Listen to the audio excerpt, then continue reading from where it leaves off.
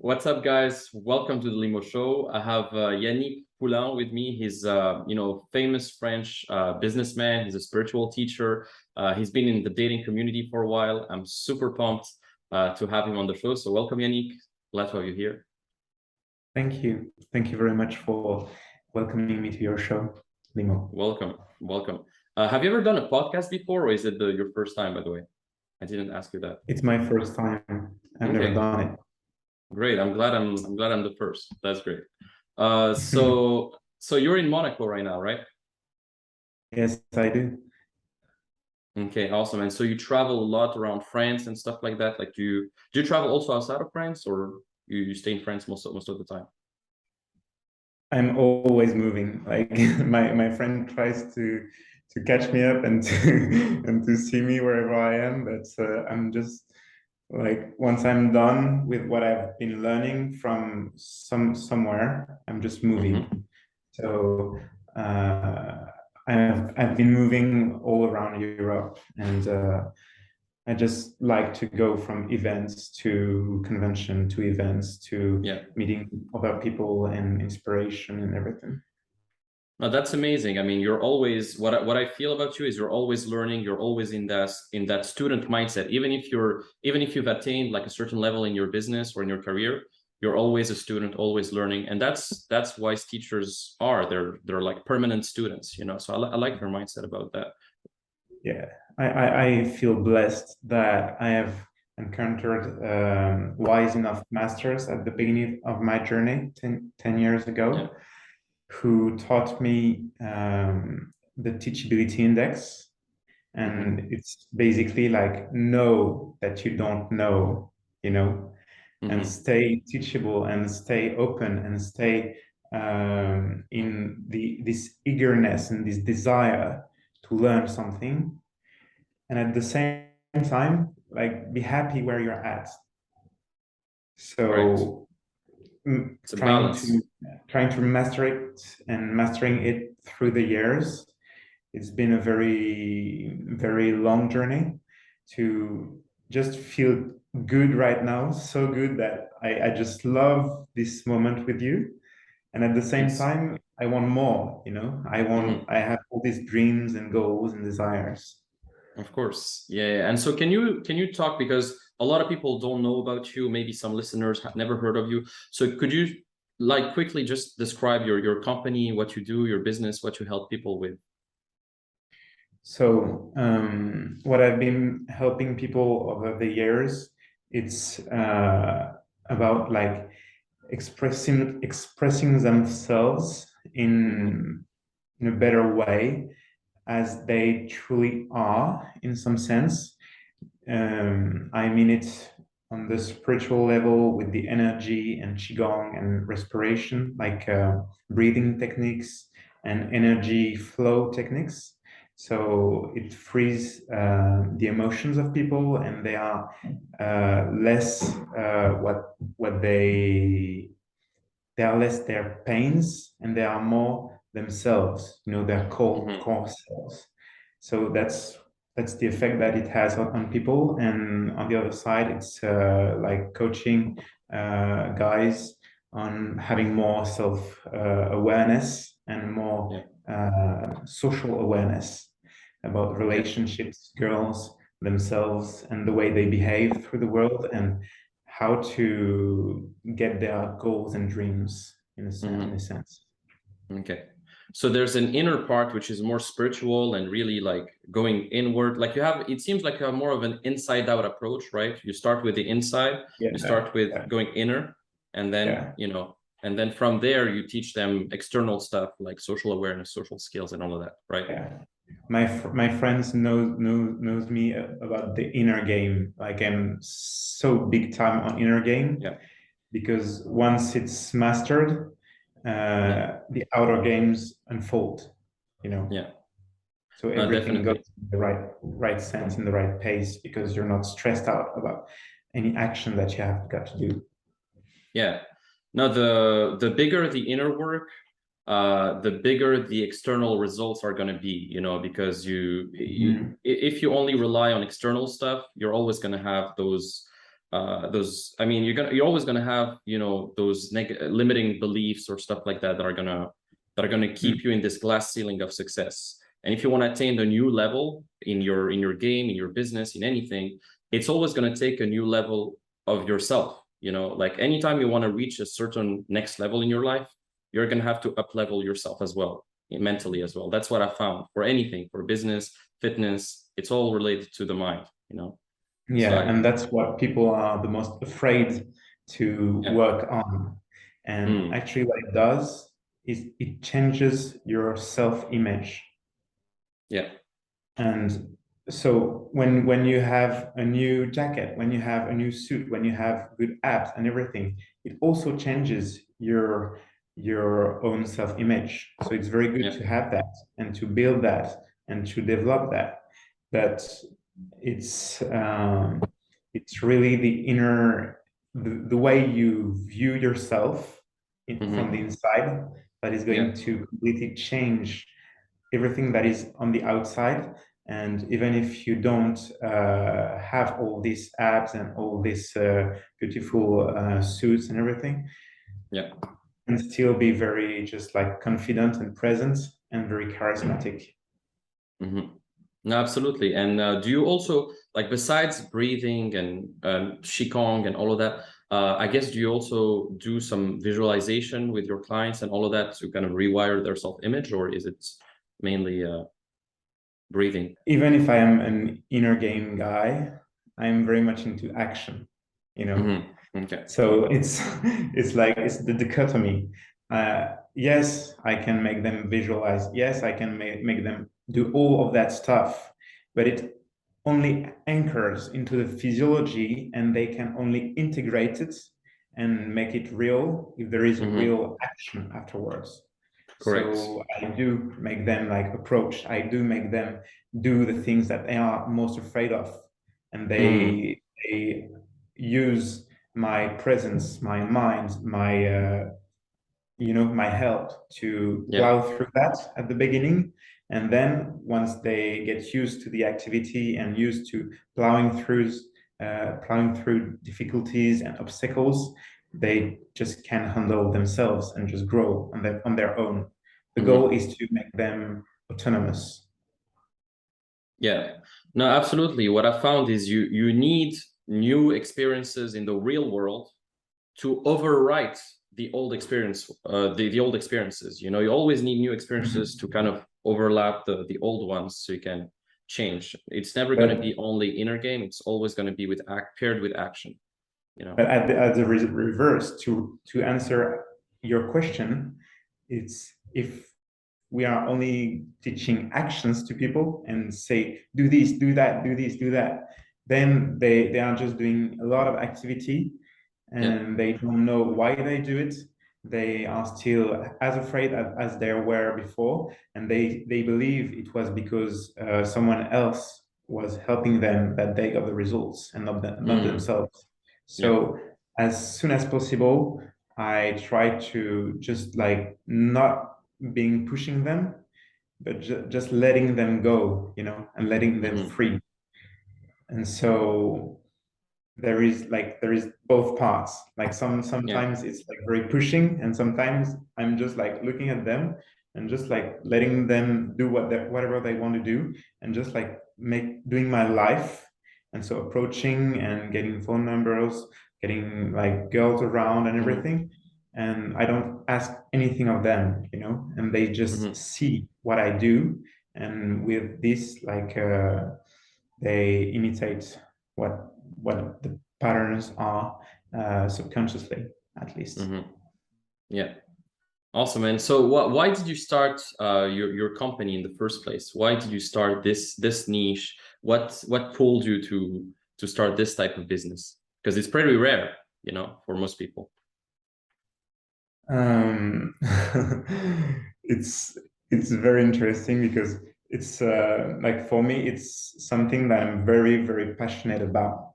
Like so passionate about that I've taught for free during 3 years of coaching guys.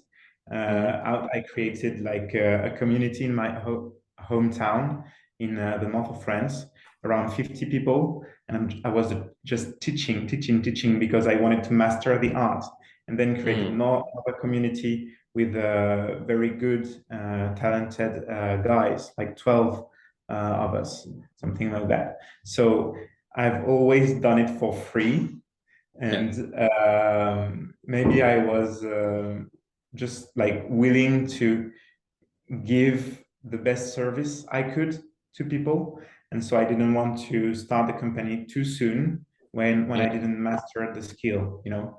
And then now that I feel I'm pretty confident with the skill that I have, with all the results that I have, with all the results that the guys that I taught have, to launch this company and to just go for it.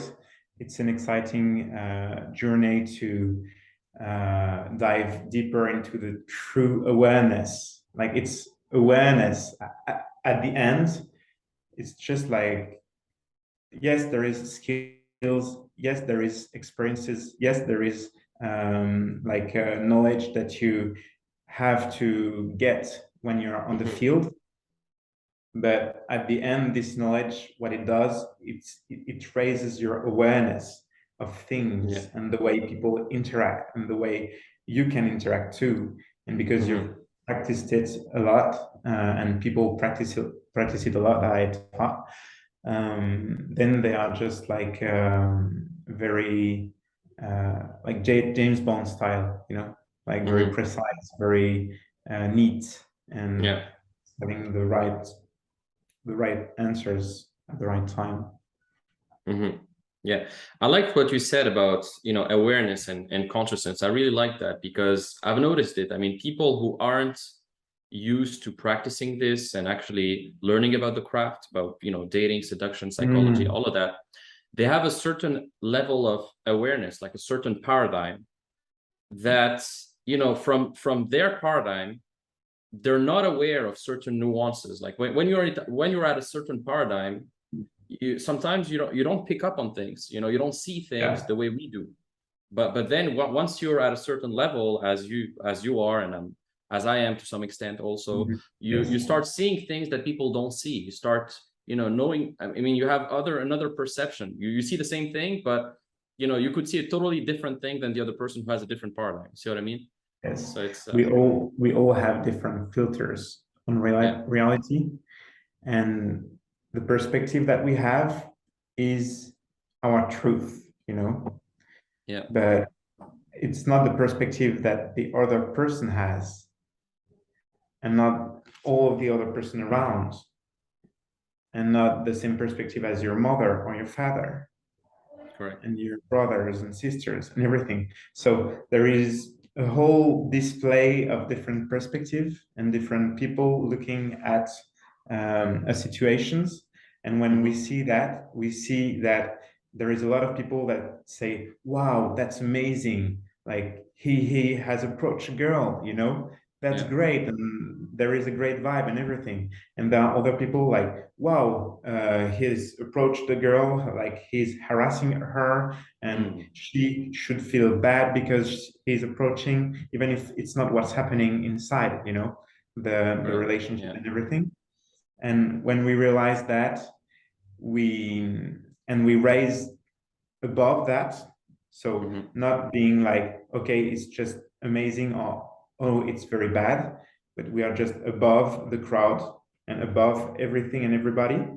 We have the choice to see the way we want to see. And by the way we see things, then things unfold as we see them be. They take life from that perspective. And so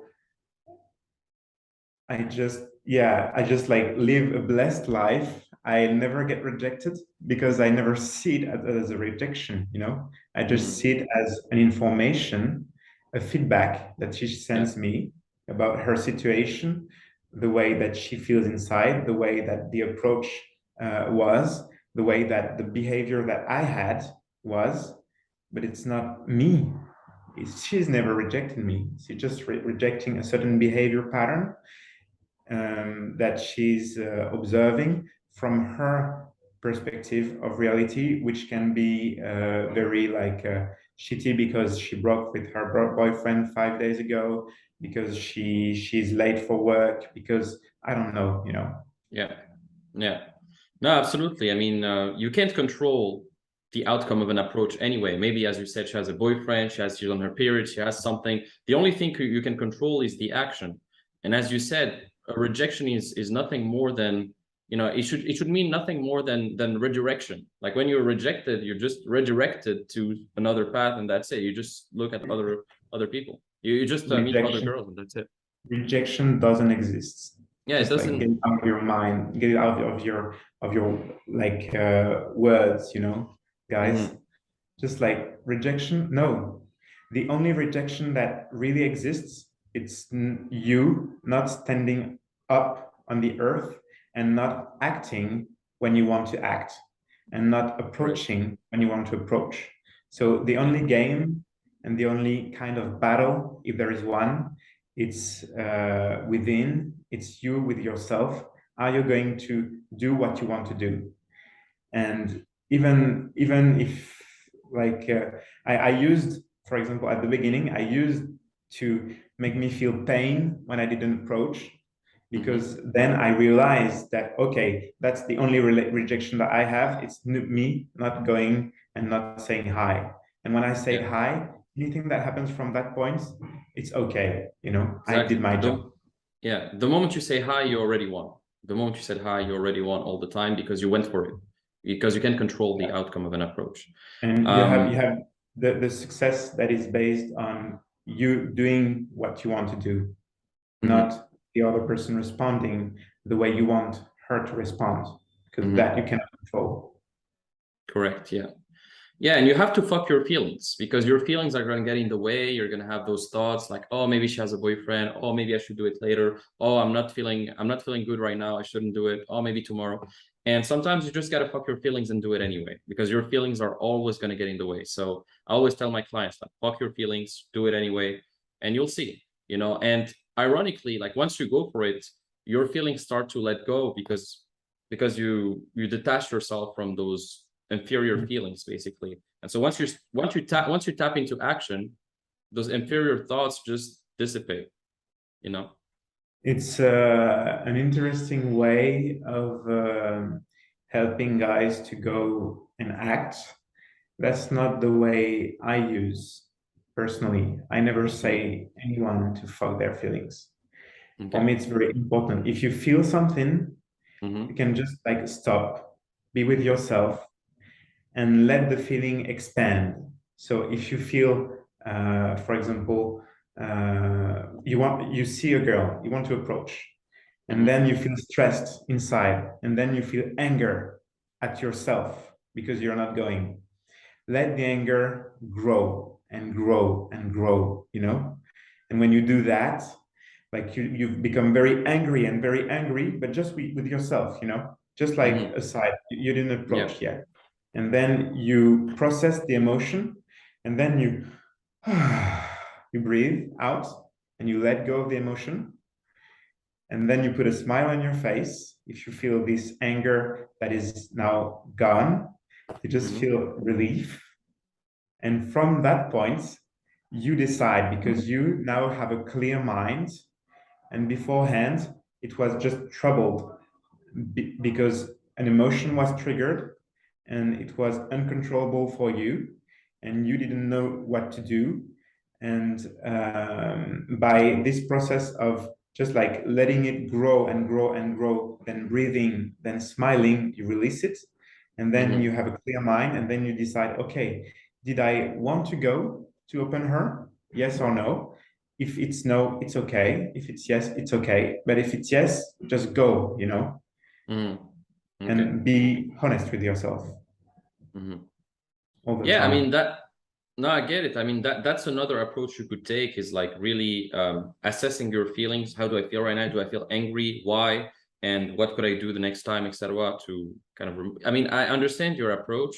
Yeah, yeah, But yeah. honestly, But what worked for me personally is like sometimes just telling myself like, fuck my feelings. These are just thoughts. I'm not gonna listen to my thoughts. I'm stronger than that, and I just go and bam.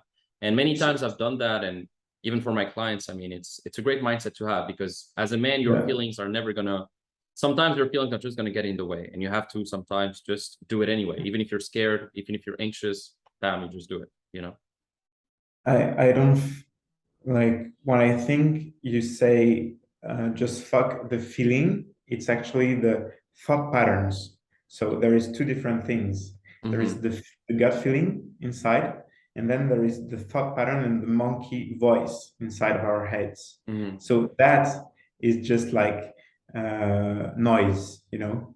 So that you can say just fuck off the noise, you know, because it's not you, but the feeling it's you, you know. But even the feeling of anxiety, let's say, sometimes I just say, you know, fuck your feelings. You know, it's normal to feel anxiety. It's okay to feel anxiety, but fuck it, do it anyway. You know. Okay, it's okay. Like accept that you are a human being, and accept to like I accept to see myself as a human being. So I have defaults, and I have like things that I am not good at, and things that I'm better at. And I know the girl in front of me has the same. Like she's just as human as I am. So she needs to eat, she needs to have a family, she needs to you know, like dress up and everything. She has the same patterns and activity because she's a human being. So she's also on my level because she's a human being, and I'm not any better than anybody else on the earth, nor am I any worse than anybody else on the earth. I'm just at a different point in my life, you know, and that's it. Yeah. So accepting yourself and accepting the fact that, I mean, it's just a human in front of you, you know, and fuck it. Yeah. You know, it's not this woman that you have to pedestalize or think that she's better than you or whatever. So yeah. One thing, man, I'm curious. So basically, from what you said, you started doing it for free for 3 years, which is crazy. Which really demonstrates your passion for the subject, because you were doing it for free. And I guess, I mean, me too. I've started doing. I guess we had a similar path in that sense, where we used to create meetings in our cities like for free, you know, with 10, 15 people, and we used to have that. So I had that in Montreal too. I had that that same. Awesome. I had that same experience. How did you first recruit the first people that saw you, basically in groups, WhatsApp groups, Facebook groups, or how? I found them. I went into different forums. I went into a different YouTube channel from guys, and then Facebook groups. And because the guys were based mostly in Paris, for example, but there was a small fraction of people that came from Lille, you know, and I've got to find them. So I searched for people by any means that I could, to just find someone, because at the beginning I was too afraid to approach alone, you know. And so I used the friendship and the relationship that I could build to just like, okay, go with someone that I don't know, and then when he doesn't know, I'm teaching him what I'm doing, you know. And then the more it grew, the more I grew, the more I could go by myself, you know, because at the beginning I was very dependent on somebody else. And by just like doing it again and again and again, then I began to go alone outside, you know, outside alone, and then grow myself. And it was so hard. Like the first night I had outside, it was 4 hours of me just like trying to approach someone and not doing it, you know. And I did this for 3 times, you know, like 3 nights like that. It was like painful. It was with other people or just by yourself? Just by myself, when I was alone, you know. When I was with someone else, I wanted to prove that I could do it, so I just went, you know. So it motivated me. And every time I tried to increase also the difficulty that I had, you know. Like once it was easy to open one girl, I was going for opening two girls. When it was Group easy sets. to, yeah, a group, etc. When it was easy to go with a wingman, then I went out alone, Yeah, you know, that's good to and challenge yourself like that. Yeah. Yeah. Yeah, because once you get too comfortable doing something, then you don't really evolve much. So it's good mm. to always put yourself in But what uncomfortable do you think? situations. What do you think? What do you think about the fact that there is a lot of guys Yeah. that go into self-improvement? They raise themselves to a certain point. So they were, for example, unable to approach a girl, and then they become able to approach a girl, Yeah. and they still, or they get the phone numbers, but they don't go any further. You know, what do you think about the fact that a lot of people that changed paradigm and then they become complacent in one paradigm and don't go any further? Yeah, I mean, either you progress or you regress. So yeah, I mean, at a certain point, once you reach a certain level, you have to push yourself to get to the next level, and you do that by learning from people who have done it already, who are at a level who's higher than you. So most of my life, when I've stagnated at a certain thing, I try to Mm. look for people who have achieved a higher level and try to learn from them what I could learn to get to that next level.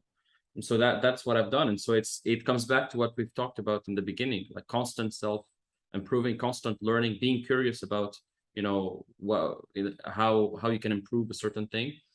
But yeah, what I think about is just like, it's just you need to push yourself to get to the next level. I feel that there is a lot of guys that feel that they push themselves to go to the next level, Yeah. but they are repeating the same patterns of activity again and again and again, you know. And Yeah. the You point have I to. was, it's like just changing and doing something different instead of going for a coffee, just like give her a meeting somewhere and then like just open yourself to go anywhere with her, and the play is the adventure. So for example, if a guy has a date and wants to go to on a date, I would recommend to just don't go for a coffee, you know, because maybe he has done it before.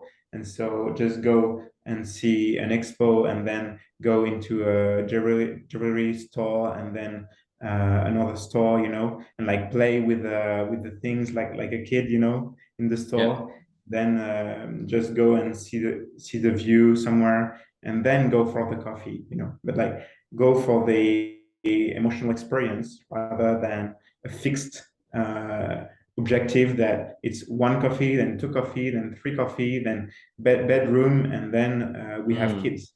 Like they believe Yeah. it's that way in their head, but it's not. It's just like an emotional roller coaster of many different things, and then like there is the Yeah. relationships.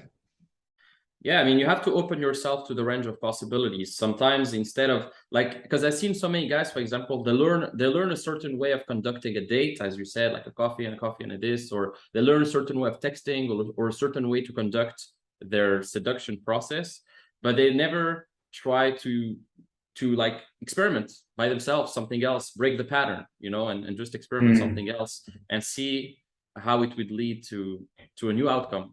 When people are afraid of doing something new, you know, we're talking Yeah. about that at the beginning. Um, that's where the work is. It's in this little bit of new things, different thing.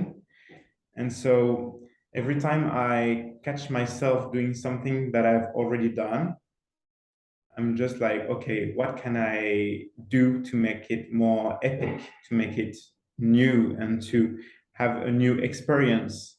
And it could be as simple as instead of eating my meal in like 3 minutes, taking 20 minutes to eat my meal and like feel each bite in my mouth, you know, and like just feel and let go of everything and let go of other people at the table, like looking at me, what is he doing, you know, and all of that social awkwardness that they feel at the beginning because they are not used to it.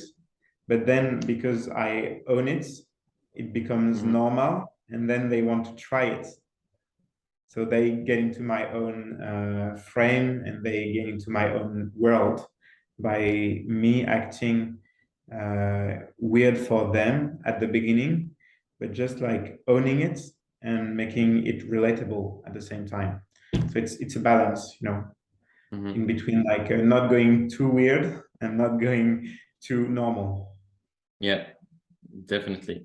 And so one thing is, when did you start basically, like, what was the point in your career when you told yourself, okay, I'm gonna do this? Like, you go from teaching this for free and doing it just for the passion to actually telling yourself, like, okay, now I'm ready to actually teach this and I want to do this professionally, like charge money for this. Like, when was the point where you told yourself, like, okay, now I'm ready, I want to start, you know, this journey of like helping people, but as a service? It's I feel it's the way it works with all with decisions. Like I took 3 years to go full on into like approaching 6 hours a day. It took me 3 years to grow up and to go to that point and to do it consistently, you know, because I did took very little decisions. And so it was just little decision, little decision, and little decision, but it was not a true, real decision. And then I felt so much pain inside, and I just like fell through it, and I was like, okay, I'm gone now. I'm going to approach and to coach a lot of people. So that was the first decision. And then I got the same process for me just teaching freely and me not earning money and not respecting myself, you know, at some point, because giving things for free, it's not respecting ourselves and not respecting the other person also. So there is a good thing to it by giving away some things. But if it's your whole life and if it's just like giving for free and not getting in return, it's very it's not good, and it's actually delusional. And so I had a shift in awareness where I felt, whoa, like I thought I was loving people. I thought I was helping people. I thought I was a good person. I thought I did it because I wanted to help people, you know, to be free and everything. And then I realized that I was just lying to myself because I didn't like myself enough to think that I deserve to charge something and that people deserve to pay something because they want to evolve and grow, you know. Yeah. So it's giving the other person the opportunity to invest in themselves with much more serious and much more energy, because like money is the energy that they have put in to earn the money. So there is their soul like mixed to the money that they give me, in a sense. And so Like that's there's a helping quote. them more Yeah. than just like coaching them for free. It's Yeah. paradoxal, but it's like so true. No, of course, yeah. People who pay attention. People who pay attention. People who get things for free, they don't pay attention. How many times have I given, you know, a PDF, a video, a course to a friend just as a free thing, and he never opened it because it's free. You know, it's just like, you know, a video, a course, whatever, and he just doesn't open it because it's free. But if you pay attention. So where money flow, attention goes. Because when people pay, they had to ask themselves, okay, is it worthy? And can I do it? You know, like the two parts.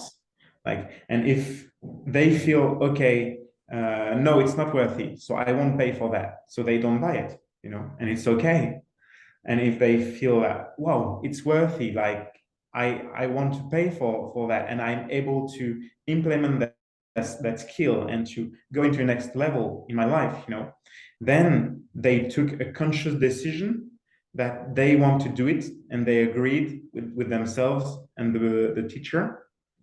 And because of that, the energy transference in between the teacher and the student is open, and it's right, and it's just like, okay, perfect, like, let's go.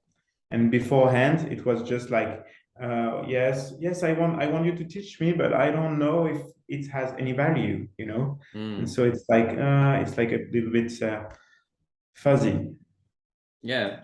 Basically, whenever they pay, it's kind of a vote to themselves that they are going to be serious about that. You see what I mean?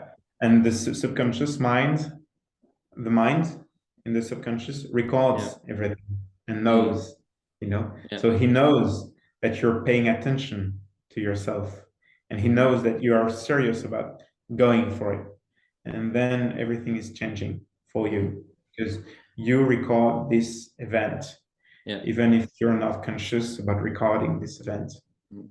In the beginning, have you had a bit of an imposter syndrome? Like, shit, I don't feel like I'm a good coach. I don't feel like I have so much to learn. Like, there's so many guys who are better. Like, haven't you had in the beginning, like, this imposter syndrome? Like, am I good enough to teach? Like, see what I mean?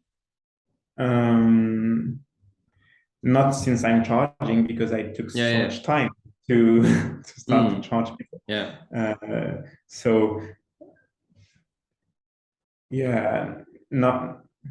not really, but beforehand, yes, it was an imposter syndrome a little bit, because I was not charging, but it was not much of that. It was much more of just like wanting to learn for myself and not wanting to be bothered to give the best performance for the other person, when I teach them, because I teach them for free, so I do whatever I want. So it also frees me in the way that I was interacting with the person. And it's also what is very interesting in the way that I teach right now, that is maybe different than somebody who wants the person to master the skill, so he will like teach, and then help the student just go on the field and do this and do that. Me, when I teach, it's very weird, but I'm living my life, I'm in the teaching mode, but I'm not in the teaching mode, I'm in the full presence, me being myself, and like having an impact, because he sees that I'm not acting a role as, oh, I want to teach you, but I become your wingman and your resource, and I am very present to any of your needs, any of your question, but the question and the needs have to come from the student, not from the teacher. So if the student doesn't ask, I don't tell, You don't have a curriculum that you're gonna hit this point, this point, this point, and you're gonna teach them that? No, I'm very adaptable and malleable. Okay. I give what the student needs, not what I think he would need. So if I try to prepare something, I'm just in the thinking mode. And when I don't prepare anything and I just give them what they need right on the spot, and because I see where they are at and where they come from, because I've been there, and where they are going and why they are going, and that they are clear about like why they do it and everything, I just can like just adjust the little things that needs adjustment. Okay. And what's the most common thing that you've seen your clients struggle with, and how usually do you go about solving that problem, for example? It's thought patterns. Okay, thought patterns. Since the beginning, it's like just like self-bullshitting themselves. Okay. And self-resistance and not being teachable. So it's when somebody is a student, what he has to agree on is, I don't know what I don't know. Like, don't try to, if you are a student, for example, the person that is listening, if you're a student and you have a teacher, humble yourself first, like look for the good teacher and the right teacher for you. That's the most important. Once you've found it, and once it's resonating with you and you feel that, whoa, this is him, I want him, be humble and empty your cup, empty your mind of everything that you think you know, because you don't know, because you don't have the same results as the guy that he's teaching you. So know that you don't know, be very open-minded, and follow instruction. When he tells you like do this that way, just do it.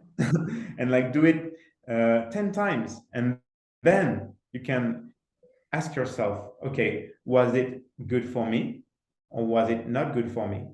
But most people try to outsmart the teacher and try to think beforehand, and so they think they have the answer, or they think that, oh, I can do it, I can do this, I can do that, and they have all this resistance inside of their body, and like it's just they are not in their body, they are just in their head.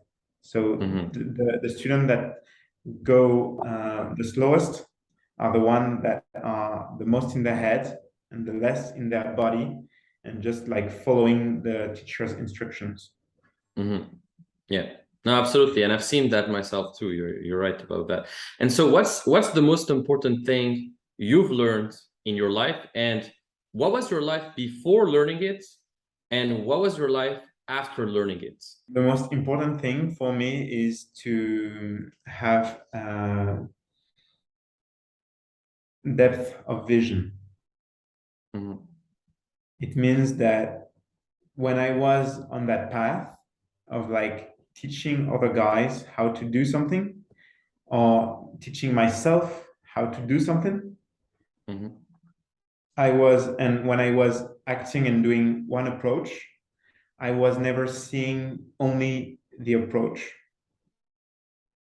I was seeing myself as a public speaker, having like a lot of impact on people's lives, you know. So I saw myself as the end result, as a guy that has multiple women's, that was very at ease, that was feeling great in his own body, that was having all of this abundance and clarity about life and everything. So I was nurturing the big dream in every little actions that I do and that I did.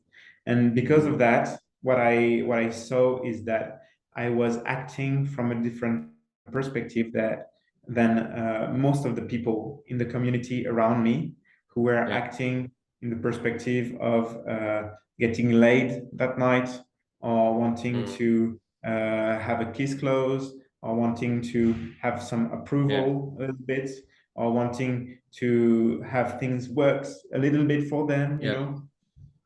That's super deep what you said, and it's really the question of like finding your why. Why do you do what you do? Why do you want to master this skill? Because a lot of guys, they have a very shallow why. Like, oh, I just want to master the game to take revenge out of my girlfriend. Or, oh, I just want to master the game just to have sex with plenty of girls.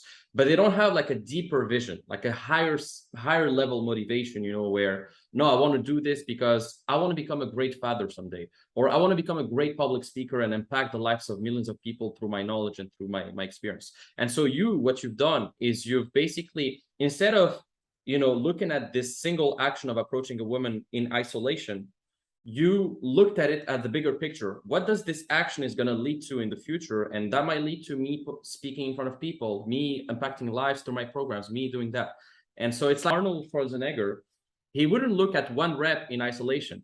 He would look at that rep as a step closer to him being Mr. Olympia. You see what I mean? So instead of looking at, and the most important thing is not just like, oh, I know I will become Mr. Olympic, and so I will do that one rep, but it's, and then forgetting about Mr. Olympic, you know. And doing the reps, and then falling back in the patterns of just doing the reps for the reps, you know. Most of the people, when you teach them have a dream, they have a dream for 5 minutes or for 2 weeks, and then it's gone, you know? So it's like constantly reminding ourselves of what we want our life to mean. And the question I asked to myself was, okay, if I were dead, for example, right now, what how history would do I want to create? Yeah, like, for example, if I don't do this approach, and it means that maybe I won't do any approach in my life, and then I imagine myself being dead and like not having approached, you know, anybody, and being lonely and being like miserable and being self-criticizing and feeling so bad. And it was just like just the worst feeling for me.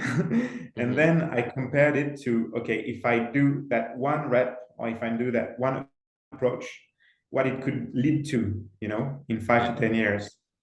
Exactly. So it's, and when I did the one repetition of the one approach, I see the big dream in every repetition I do, you know, in every approach.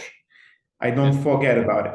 And that's by not forgetting about it and by reminding myself about it constantly through books, through audios, through the community, through vision boards, through anything, you know, that can help remind myself that I want that.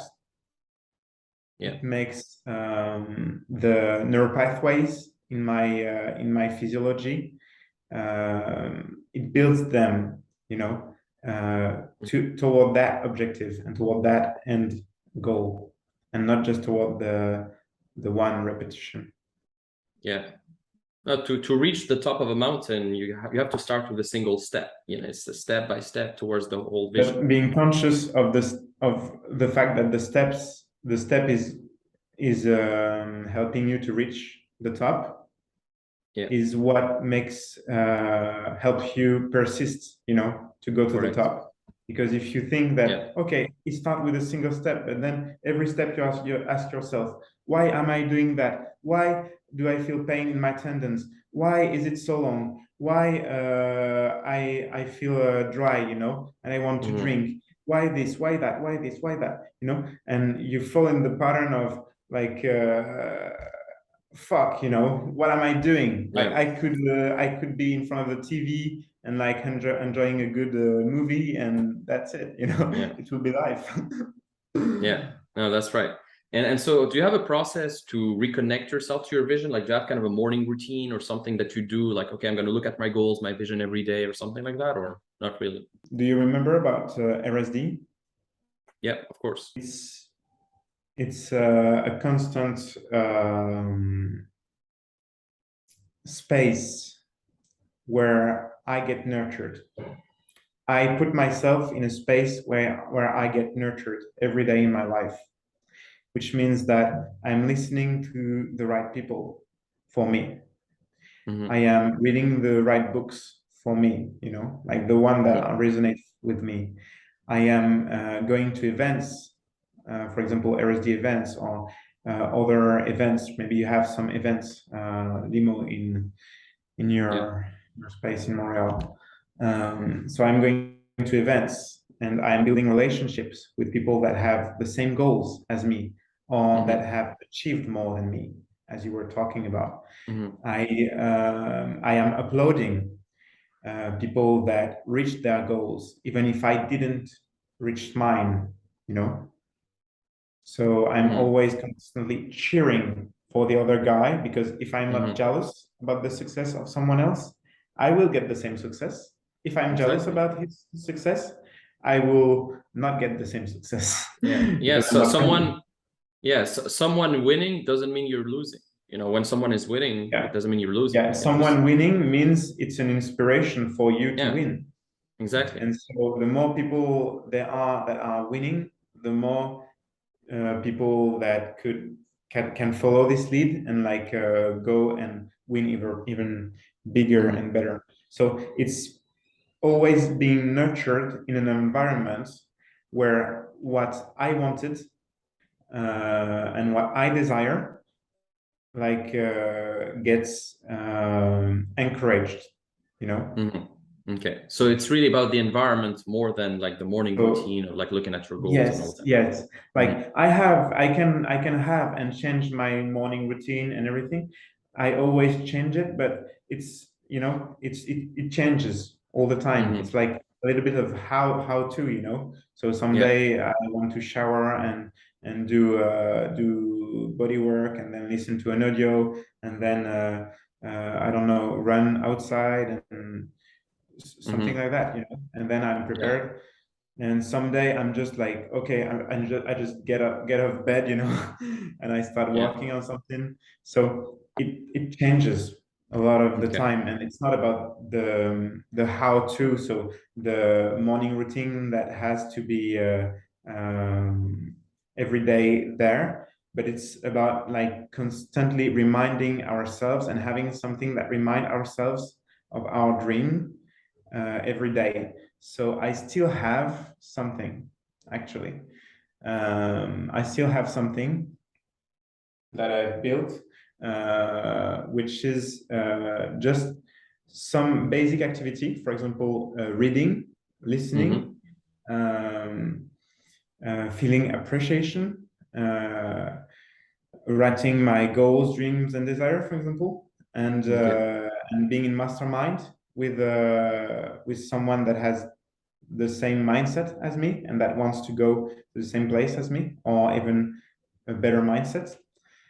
And so I have this like there is 10 or 12 items, for example, and I write Monday, Tuesday every day, you know, Yeah. and I do cross when I did something one day, and I don't cross when I didn't do the activity.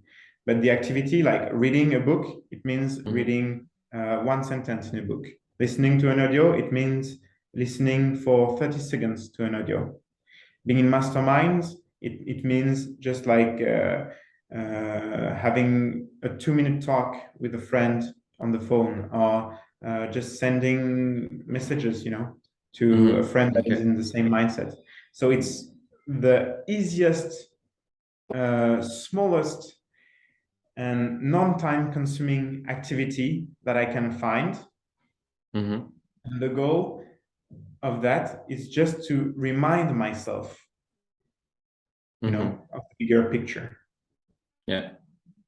And that's it. Like if I do it or if I don't, if I just like cross the board and just the activity that I did and I don't, I win. You know, I Yeah. automatically win because I know I'm on a path somewhere.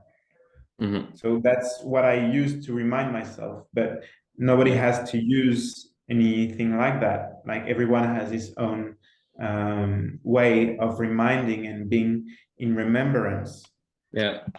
like in the biblical concepts, being Yeah. in remembrance of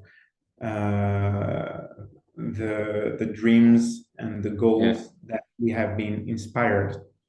Yeah. I think it was Jesus that said, without a vision, people perish, or something like that.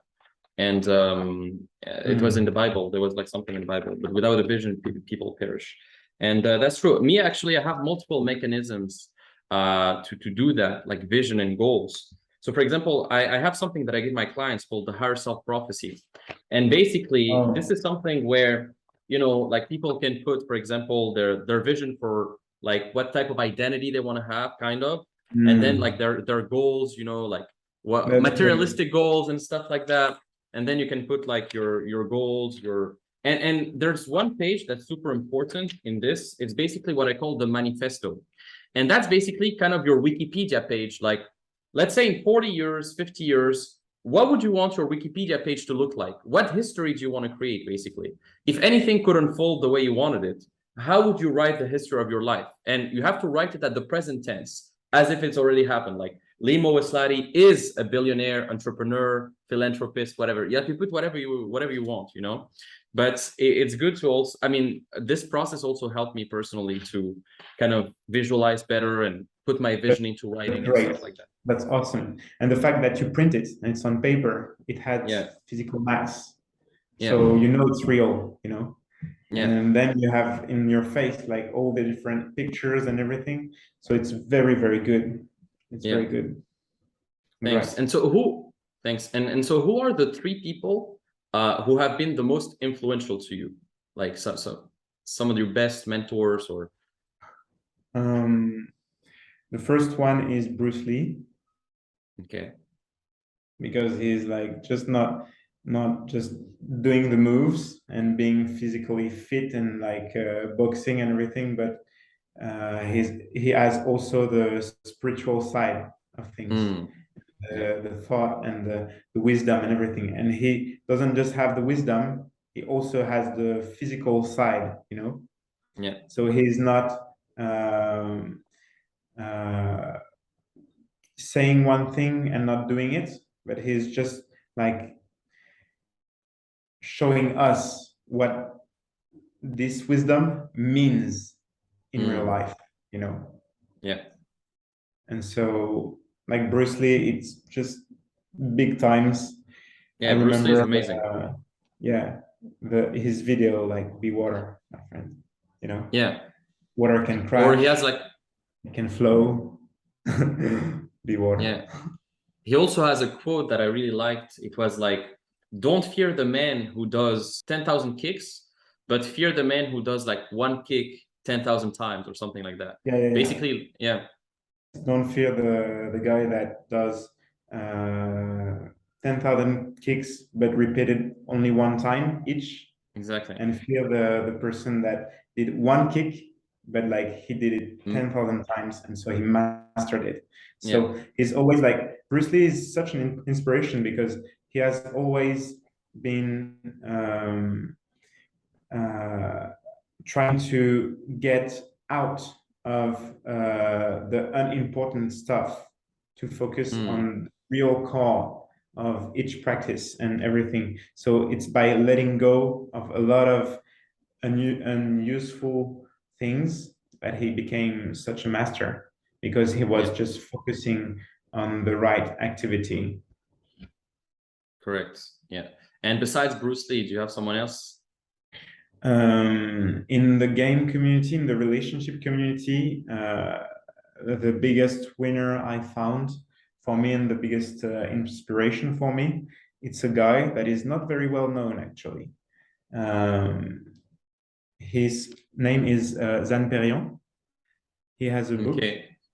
The Mm-hmm. Alabaster Girl, and he has been into the relationship community for Ah, the 30 years. Alabaster Girl. The Alabaster Yeah, Girl. Yeah, I yeah. heard about it. I heard about it. Yeah. And Okay. this, like this book is just such a masterpiece. It took 10 years to write it. I took 1 year to read it.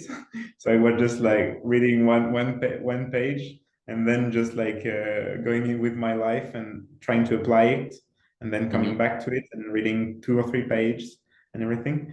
So he understands things in a deeper way that is much more like, it seems very philosophical because he Mm-hmm. doesn't show the results that he has in his own life, because he kissed but doesn't tell, you know, never tells. Mm-hmm. um, but he's just permeating that masculinity and that authenticity and that integrity and all the core values that I value the most. Mm-hmm. So I just love his teaching. And the one sentence that just like changed the way I saw things completely with women, it was, women needs a witness to shine. Mm-hmm. Women needs a witness to shine. And we are the witness, and it means that we are the witness of the beauty of women. And because we are here and we are looking at them and appreciating them and like, whoa, just holding space for them, it means that they can be free in our own space, you know. And so Mm-hmm. the guy is holding the space Yeah. and seeing the beauty of the person and the women. and the women is just like becoming more and more herself with the grounding energy, sexual energy, and the upward energy, like giggling and laughing and enjoying Yeah, herself. it's beautiful. Yeah, amazing. I'll take a look at the book. I heard about it, and I'll take a look at it. Thanks for sharing that. This is it. Like he's so Great. good. Like for having for if someone wants to have a lot of women, a lot of relationships, and evolve through a lot of women, and if he has already have some experiences with girls, I recommend to read this book. But if Okay. he's just starting, For beginners, maybe no. it's Mm. it's like it's like too weird for the Mm. beginners, because they wouldn't catch the subtleties that he has, and they will believe that, okay, I just have to find that women are beautiful and they are already above me Mm. so much, and then they don't change their viewpoint of things. What I did was, I saw at the beginning women that were so beautiful, like much more than me and much more value than me and everything. Then I lowered their pedestal in my mind by saying, okay, it's just human being. They are like me, Yeah. and I'm like them, and I just like peace and shit and anything. I'm a human Yeah. being. I eat, and she's too, and I'm afraid, and I am confident sometimes and everything. And so we are on the same space now, and I hold that for myself during a certain time where it became true so much. And once it was true in my life and in my reality, and in me, and so I already had dated and had a relationship with multiple girls. Then I raised the girl on a pedestal again, but in my mind, but not for myself, but about themselves. So Okay. I help them see the beauty that is in her, Mm-hmm. and I nourish and I embellish that beauty, and I see that in her, Mm-hmm. and I see her as an expression of life, kind of. Mm-hmm. So because I was doing that, it was just working even I don't know, like having deeper connection with the person. But it's good and not good, because it's also sort of a delusion, and sort of an escape for seeing someone as she really is. Mm-hmm. So it's both. Like I see her as a human being, and I see the beauty of the feminine spirit expressing through her. Yeah. So I revere her as a goddess, for example, and I revere her as just who she is, like a human being. Mm-hmm. You have both, you're able to see both perceptions basically in her. Yeah, and Mm-hmm. yeah, I'm able to choose and to see both at the same time, or to choose to see more one or more another, depending Mm-hmm. on of my own state also. Yeah. Awesome. So we're gonna wrap up pretty soon because I have another call, but I would love to continue the podcast, but we're just gonna wrap up pretty soon. But it was amazing so far. I mean, we went through a lot of things. We went through Yeah, it's very we deep. started, yeah, a lot of philosophical conversations and stuff like that. One thing, man, is like I have a question about like the world and how you view the world basically in some extent. I was just curious, like how do you think the world is going to be in 10, 15, 20 years? Like what do you hope the world to look like in 10, 20 years, 30 years? Because we've seen a lot of changes in the world. Even you can feel it spiritually with the technology, with COVID, with this, with the governments, with all this geopolitical environments. Like what do you think the world is going to be in 10, 15, 20 years? Are you optimistic about that? How do you hope the world to look like? I just want to have your Um, thoughts. hmm. Uh, I could answer a lot of answers, but Mm-hmm. I'm going to answer this one. Why bother? Why bother? You know, because the world, we cannot control how the world is going to be. Mm-hmm. But we can control what our life will be in the world that is constantly evolving. True. Yeah. So I know that the world is going to evolve as it has evolved since the beginning of time. I believe that we will still be there as a species for many centuries, you know, and Oh yeah, you believe so? maybe like thousands of years and like millions of Mm-hmm. years. I don't know, you know, I have no Mm-hmm. clue, but I believe that we will still I will still be alive, you know, somehow, somewhere, and it's okay. It's not the end of the world like tomorrow.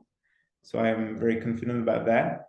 Mm-hmm. Then in that space that is given to me, who do I want to be in the world is a question that I would prefer to answer because I don't know how the world is going to Mm-hmm. be.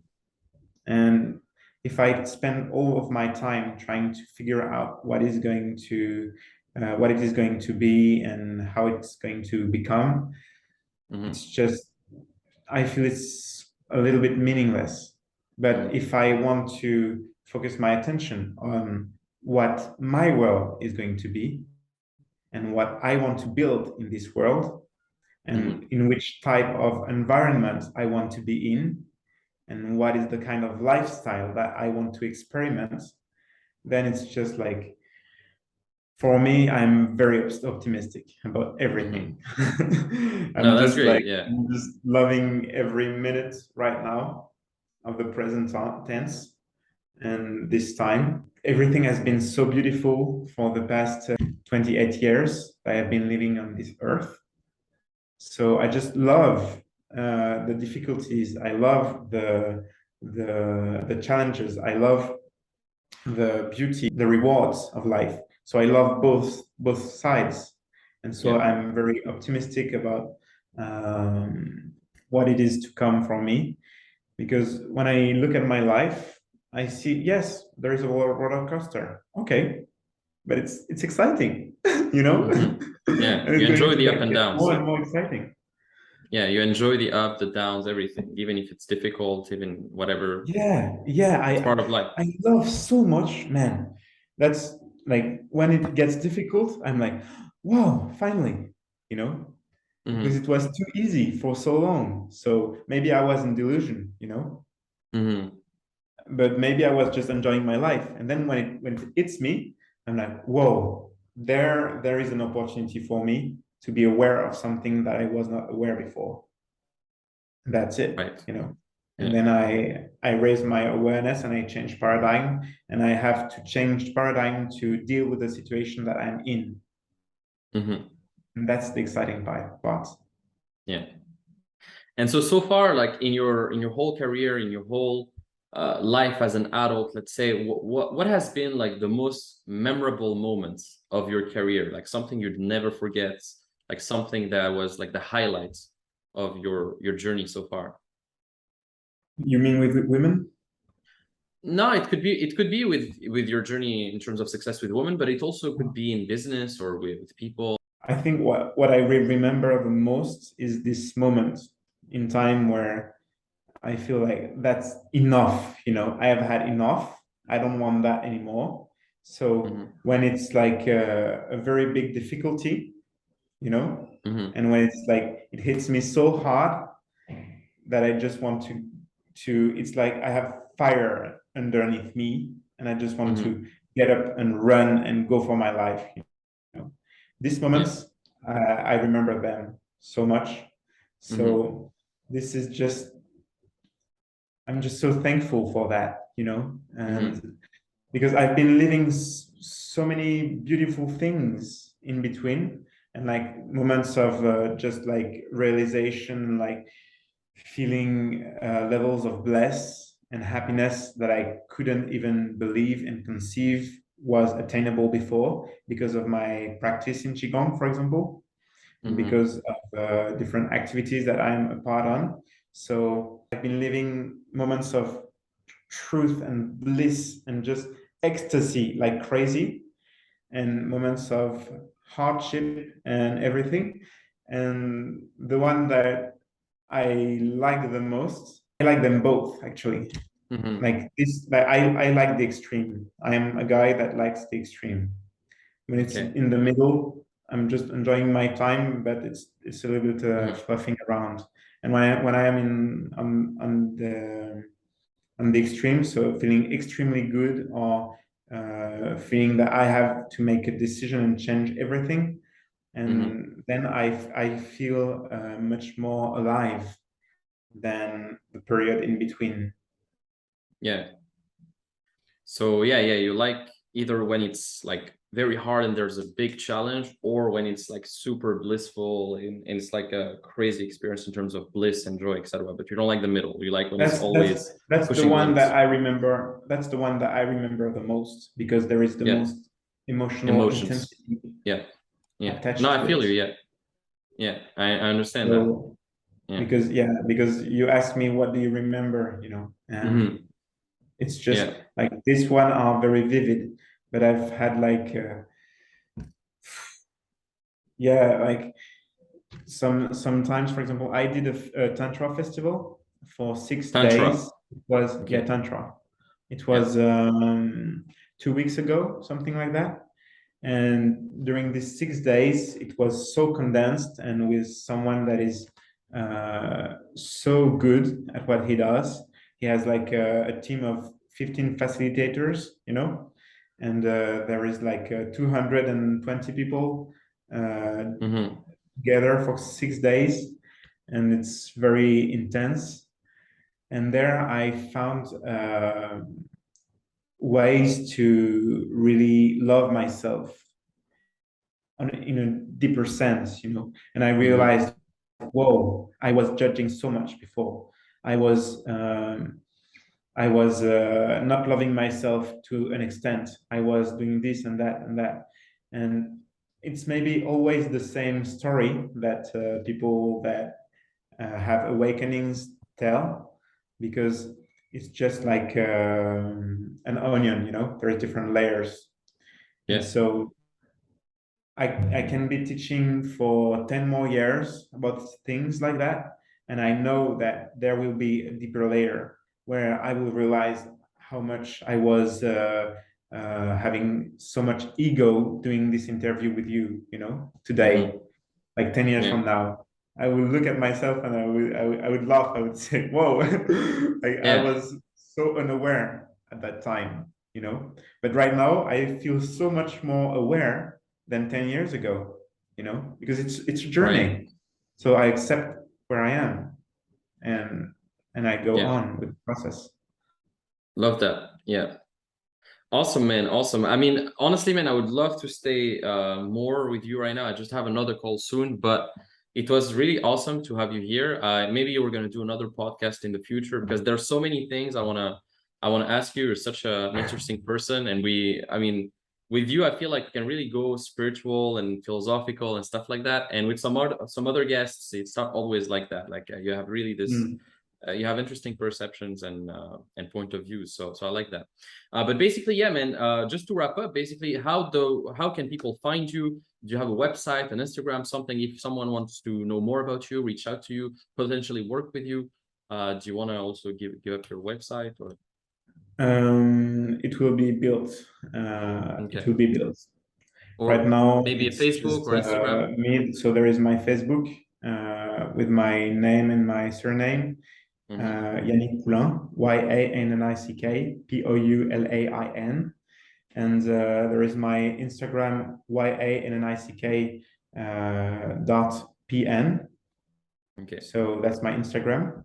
And then yeah, they can reach out to me, but everything will be built, and we'll see. Yeah. But no, Awesome. that's it. I'll drop that in the description anyway of the podcast. I'll drop your social media. But yeah, man, it was great to connect with you. I hope you guys enjoyed the podcast. And if you enjoy the podcast, please share it with friends, whatever, like sharing on social media, Facebook, and tag me so I can repost it, and all of that. But thank you, Yannick. We keep in touch, man. And yeah, big things are coming. I'm sure we're gonna cross paths in real life soon. We have a lot of acquaintances that we know. I mean, you know people that I know, so I'm sure at some point, hopefully, we can meet in real life.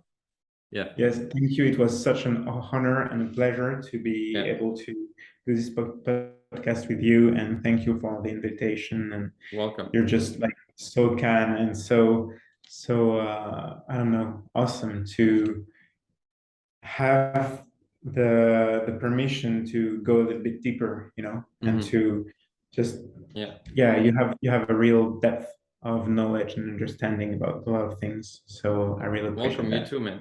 You too, man. Thank you. Welcome. Yeah. Take care, Yannick, and see you very soon. Take care. Bye-bye. See you.